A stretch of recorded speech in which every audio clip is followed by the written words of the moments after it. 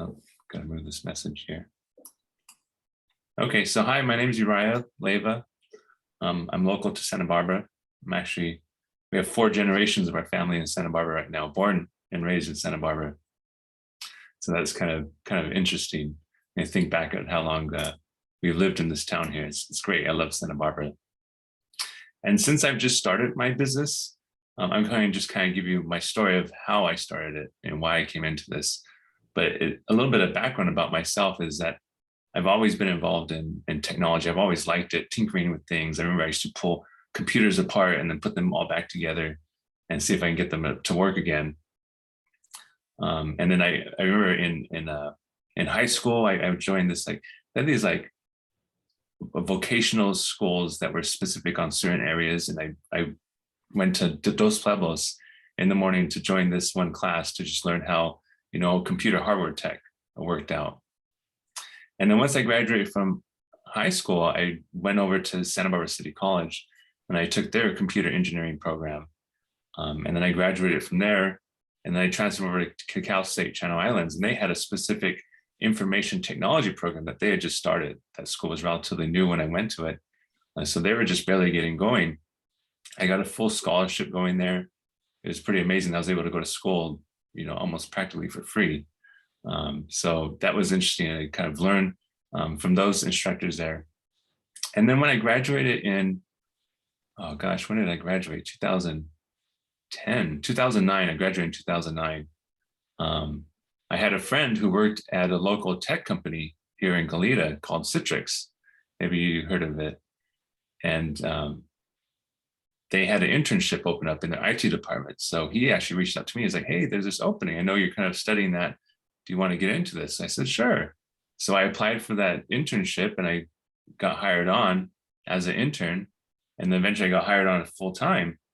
And I was working in their help desk. So I got to see a lot of different varieties of how I can help people in an enterprise environment and help the end users, as it were, with their computers, telephones, printers, whatever it might be. And then about 2016, I think, there was a shift. There was Citrix was selling its division off to LogMeIn, which was a kind of like a competitor. And so we had this whole merger that was happening. So at the time I was working as like a system analyst, system administrator, and we had to work to pull out all the systems that we were from Citrix and push them into LogMeIn. So this was like a year-long project, a lot of different systems we had to work with, a lot of different teams and departments we had to talk to, figure out what they had, what needed to be moved, build migration plans for them. So that was a very interesting project.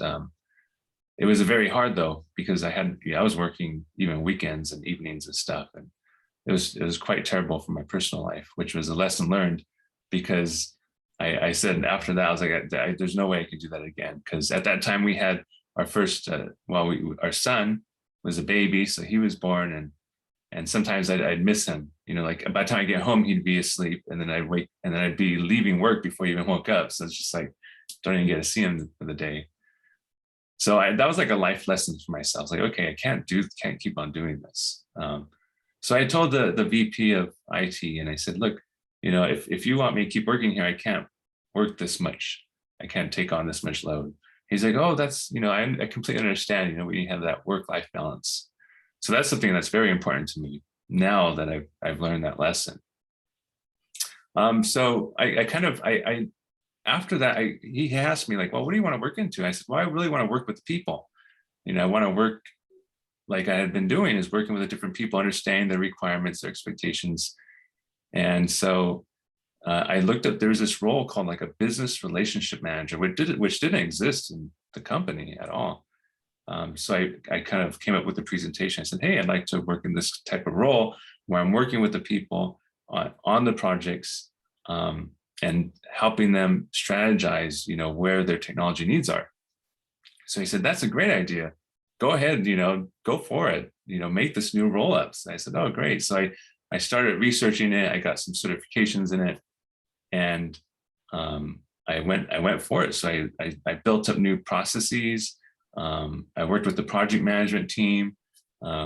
and things started. It was kind of, they had requests coming in from everywhere, and so I helped funnel those requests down into like a process called the project intake.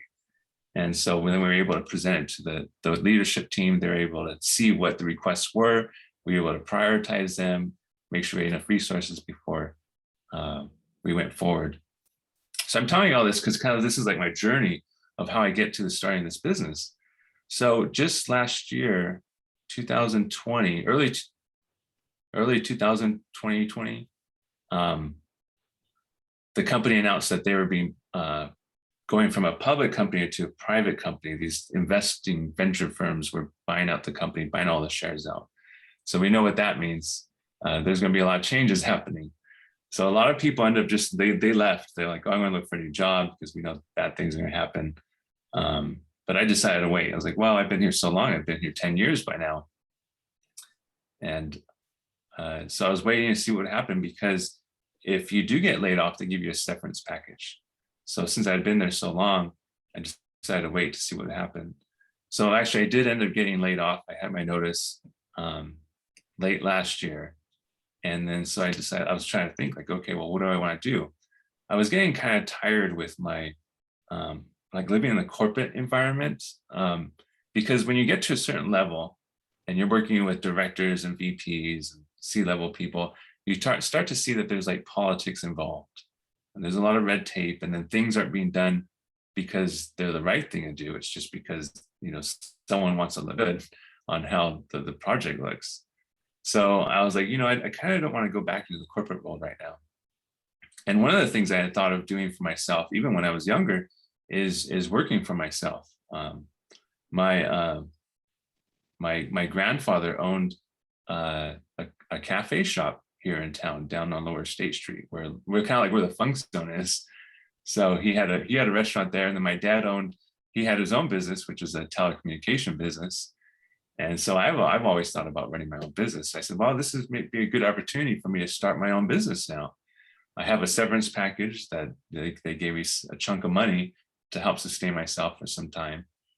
And so, you know, I was talking with my wife about it. And so we said, okay, well, I want to at least try this out, so I have no regrets later on.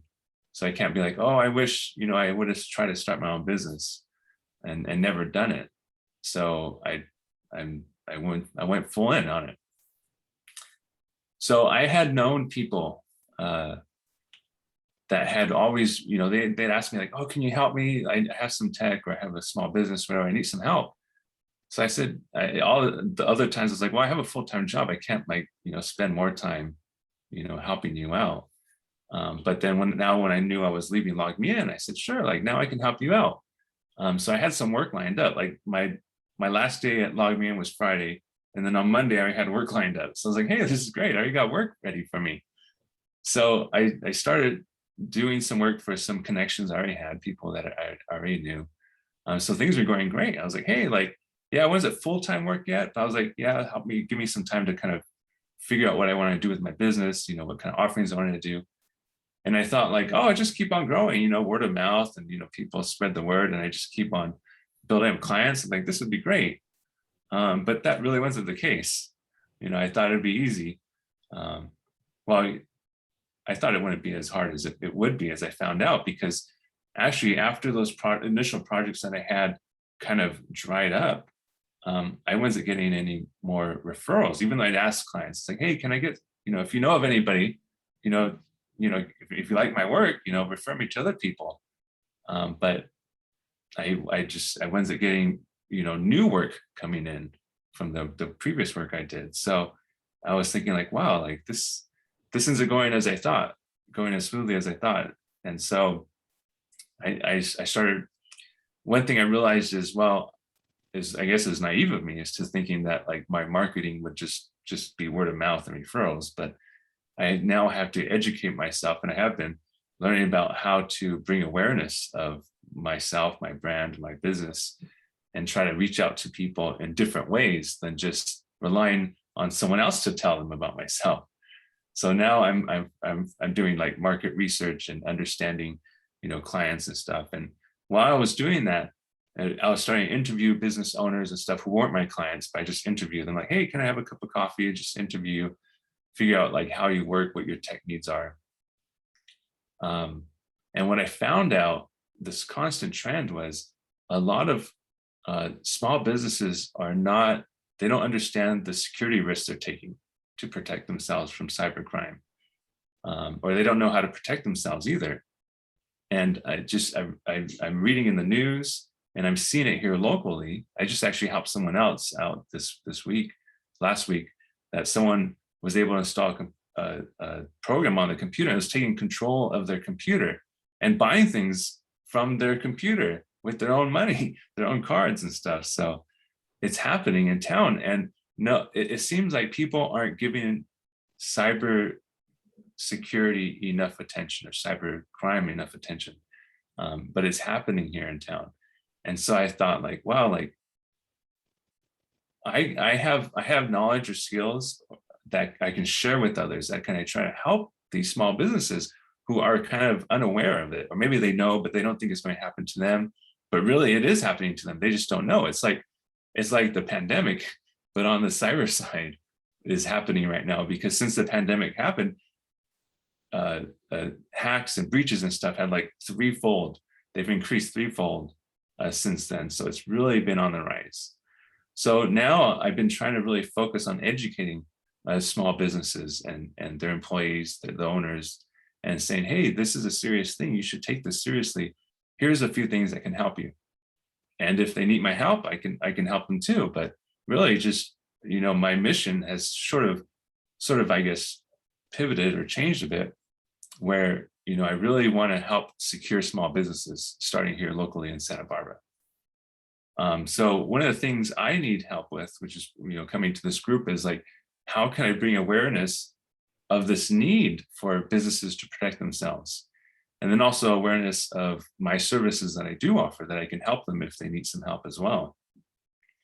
So that's one of the reasons why I wanted to get in, with this group, share ideas, think tank it. So I encourage you to connect with me on LinkedIn. I have a website. I have a couple of websites, but I have one website that's focused on security, and it's called itecsecure.com. That's ITEC secure.com.